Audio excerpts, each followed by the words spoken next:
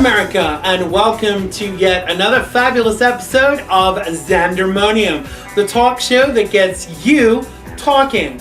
I'm Xander Gibb, and on today's show I will be getting on my soapbox just for a change. I will be going across the Atlantic Ocean to London for a new segment on our show called London Calling with the inimitable Kristian, host from Big Brother UK. Oh yes indeed. We will also be answering your questions in Ask Xander and taking a look at Kenyth Mogan's latest music video hit. More to come in a mere moment. As always, you can interact with me via Twitter. My Twitter handle is @XanderGibb, XanderGibb. Capital X, capital G, and don't forget the all-important @ symbol. If you follow me there, you will be able to keep up with what's going on the show and a world of mind-blowing information. Oh yes, indeed. And now it's time for Xander's soapbox. Look out! Look out!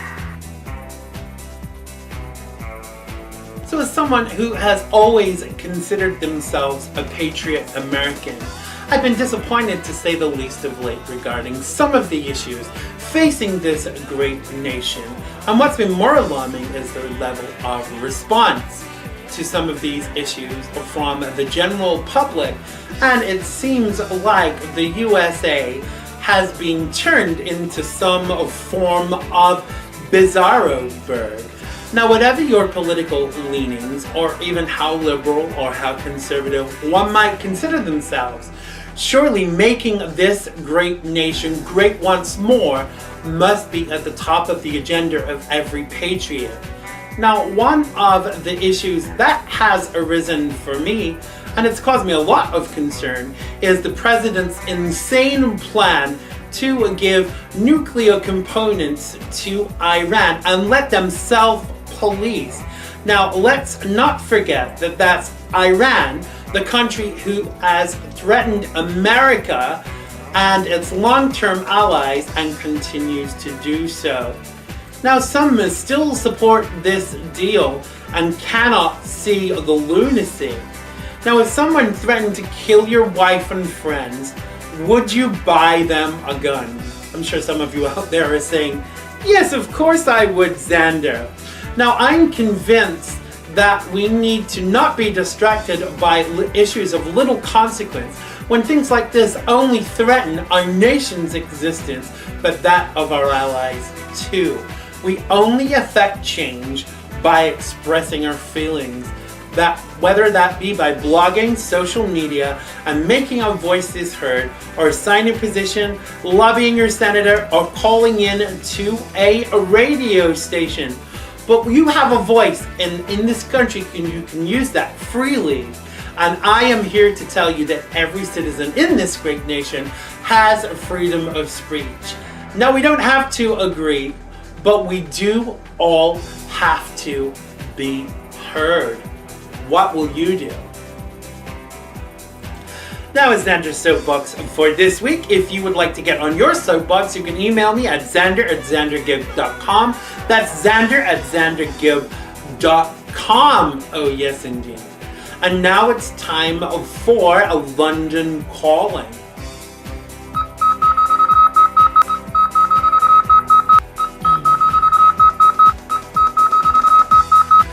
So I'm sure most of you know about my London connections, and during my time there, I worked with and developed an amazing friendship with Big Brother presenter Kristian. He now joins us via satellite. We got the satellite link up. Hello, Jeff. This is America calling. Can you hear me? Hey, Xander, how you doing? Hello, America, London calling. I can just about hear you, yes. I bet you can't guess where I am. I feel a bit like a Bond villain standing here stroking this pussycat. We got some fantastic stuff coming up for you. I can't wait for you to see it all. Well, it sounds like you have some wonderful segments in store for us, Jeff. We've got some fantastic stuff coming up for you. I can't wait for you to see it all. So where are you more at home nowadays? Are you more at home here in the United States or across the pond? Well, as you know, I love America and I adore New York, but I have to say, this is actually my spiritual home. In fact, it's only 100 yards from here that I grew up as a nipper, but it didn't quite look like this when I lived here. It's been tidied up quite a lot from then. Absolutely. I'm so looking forward to seeing your first segment with the fabulous June Brown, actress extraordinaire from EastEnders. Shall we take a little look, Jeff? Brilliant. I can't wait to speak to you soon. Okay, without further ado, I give you all the way from England, London Calling with Jeff, Kristian, and entertainment correspondent Jason Prince, and very special guest June Brown, actress extraordinaire. Hello America, London Calling.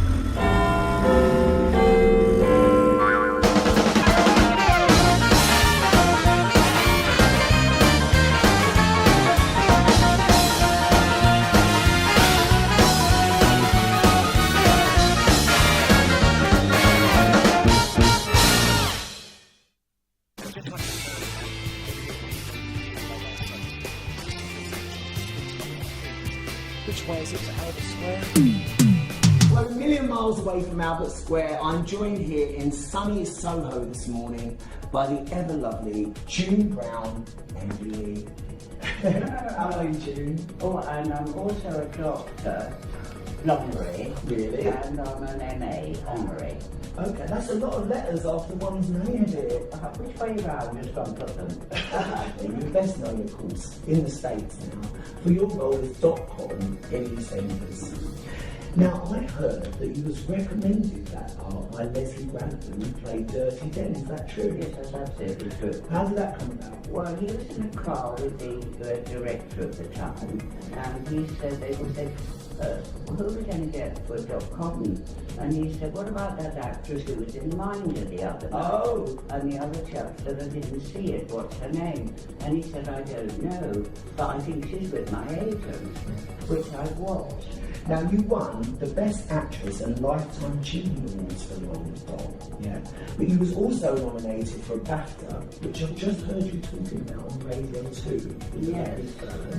Yes, yes, well, you see, I wouldn't like to have won that one because it would have consolidated my acting. I can't even. You've won so many awards. But it would have made it important somehow because you're only in an old soap. Do you have that as your name?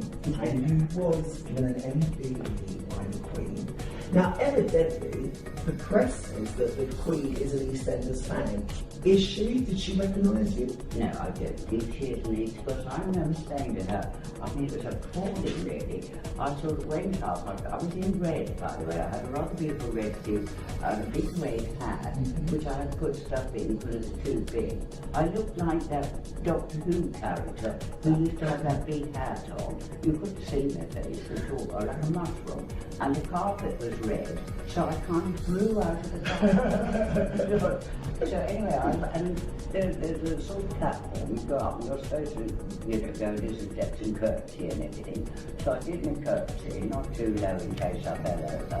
And I went up and stopped and I thought, oh, I said, I nearly fell over to her. I said, she looked at me, she was rather amazed. And she said something about EastEnders, and I said, yes, but you don't watch it, do you? Did you actually ask her? What did she say? It said it's your dinner hour. You had dinner at that time. Listen, you was talking about your outfit and saying that you thought you looked like a Doctor Who character, but you've actually been in Doctor Who. I was posh then. Oh, I was aristocracy. I was Lady Eleanor, and now I'm always below stairs. But would you like to have been a royal wife in real life? I think that's a very hard position to tell. See, I think the Duchess of Wessex, you know, when they were called Kate, I think, Catherine, isn't she? She's Well, I think she's very clever. Yeah. Because she doesn't try to outdo Prince William.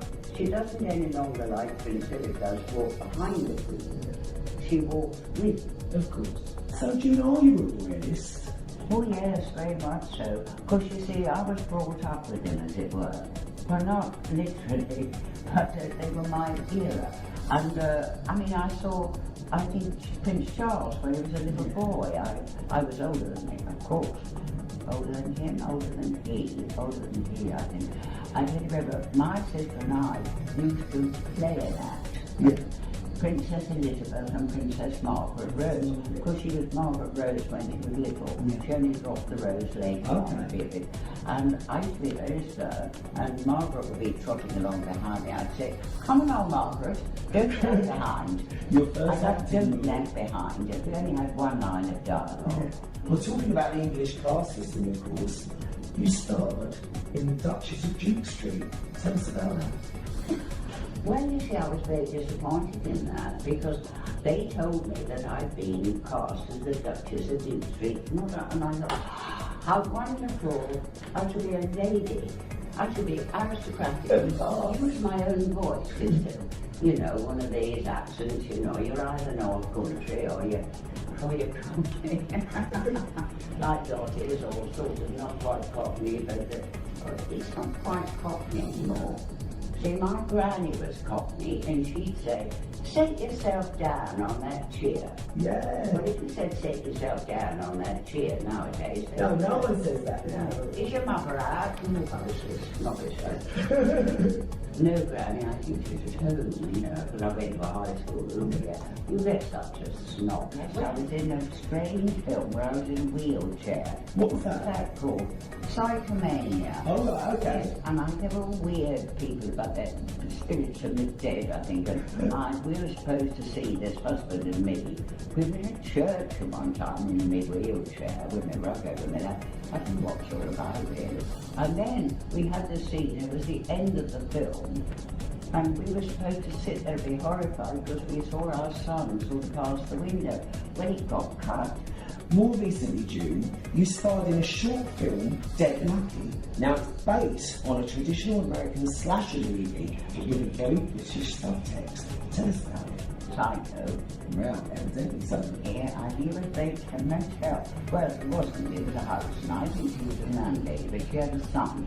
And there were lines that suggested that he was a bit weird.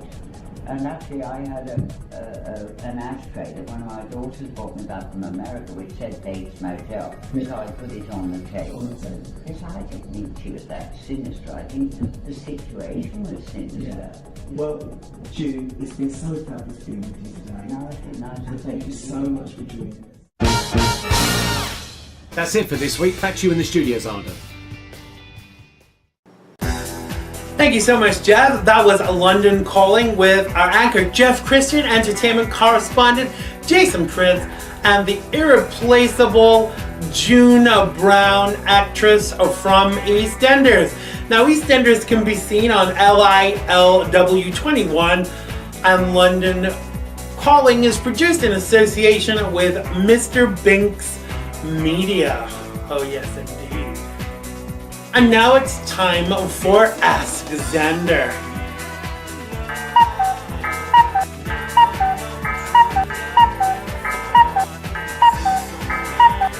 So it's amazing that I get so much correspondence, and I'm always happy to hear from you. And one of the ways that we answer questions is through this segment. If you have a question, you can email me at xander@xandergibb.com, or you can ask me on social media. You can tweet me, or you can Facebook me. Oh yes, indeed, you can.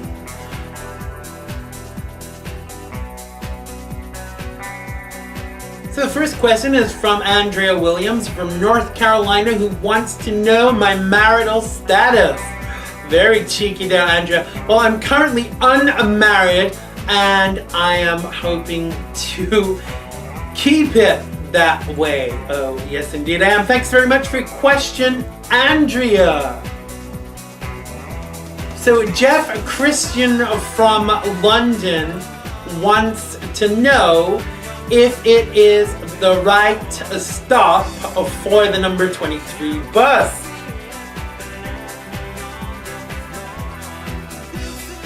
Thinking you may need to be on the short bus, Jeff, but thank you so much for asking. Oh yes, indeed. So the next question is from Martin Gray from England, who wants to know if I could ask Jesus one question, what would that be?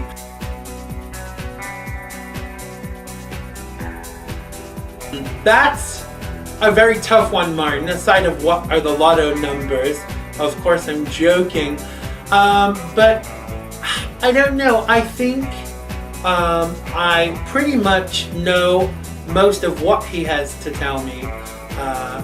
But one day, I guess I will know everything if I believe what the Bible tells me. Thanks, Martin, for your question. Next question is from Richard Mankey from the Bronx.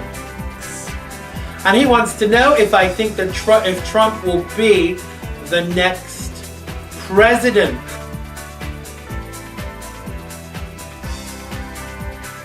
I'm hoping not, Richard, but who knows? I'm not really quite ready to endorse any particular candidate right now, but Trump, definitely not, and definitely not Kanye West, and you heard that here first. Presidential aspirations aside, I am wondering which wine club Kanye West has his eye on to be president of. Oh yes, indeed.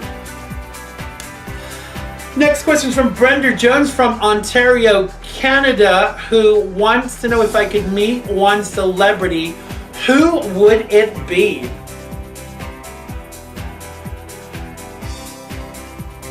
Another tough one there, Brenda, but you know, why does it always have to be just one?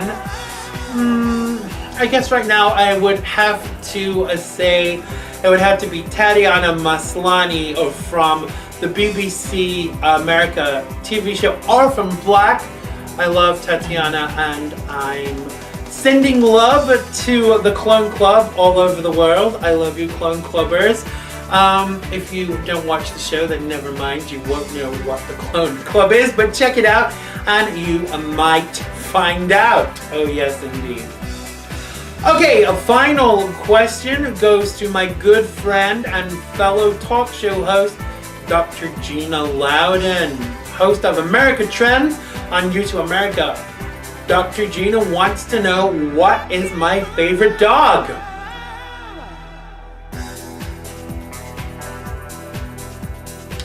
Again, why can I only pick one? I love all dogs, but I love mutts, 57 varieties. I also love Old English sheepdogs, and I like little French poodles and French bull terriers and anything really. I love all animals because I'm an animal lover. Thanks so much, Dr. Gina, for your question. That was Ask Xander. And don't forget, if you have a gripping question for me that's burning for answers, you can ask me on social media, or you can email me at Xander@XanderGibb.com. That's Xander@XanderGibb.com. Oh yes, indeed. And now it's time for Hit of the Week.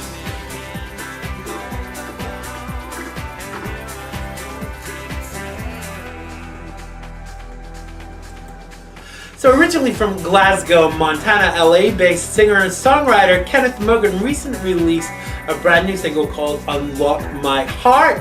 We've been lucky here at Xandermonium to get you, no, not a snippet, but the whole video. So I give you Unlock My Heart by the fabulous, the wonderful, the one and only Mr. Kenyth Mogan. Take it away, Kenyth.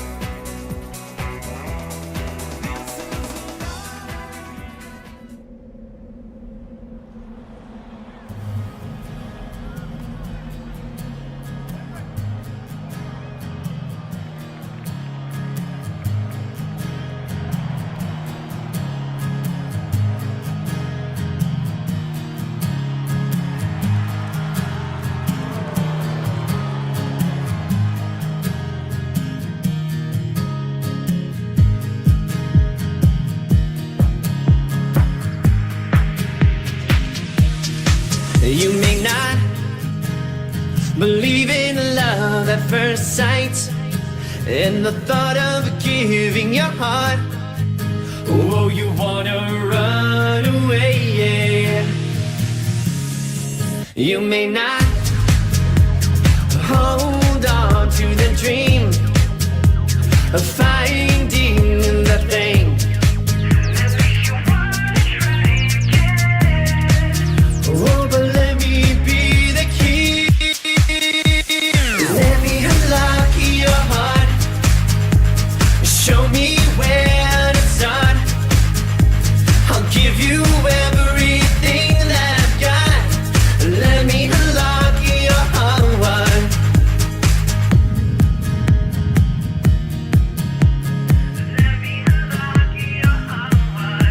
Well, I know the pain of loneliness, and it's the fear of facing the night.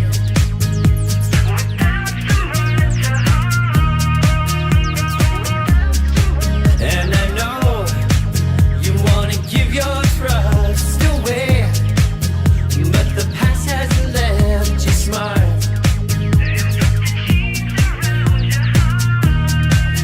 Oh, but let me be the key. Let me unlock your heart. Show me where to start. I'll give you everything that I've got. Let me unlock your heart. Sooner or later, you'll see that I'm not lying. The seasons will change, but only time. Well, let me unlock your heart. Show me where to start. I'll give you everything that I've got. Let me unlock your heart. Show me where to start. I'll give you everything that I've got. Let me unlock your heart. Let me unlock your heart. Show me where to start. I'll give you everything that I've got. Let me unlock your heart.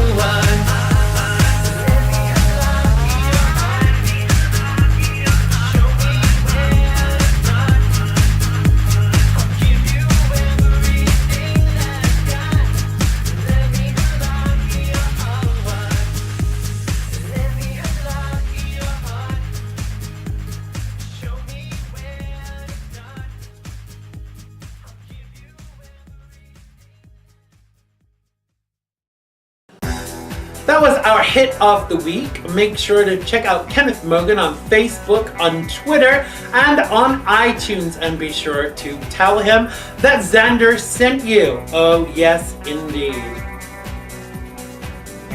Well, that's all we have time for on today's show. Thank you for sharing. I hope you'll join us again next time.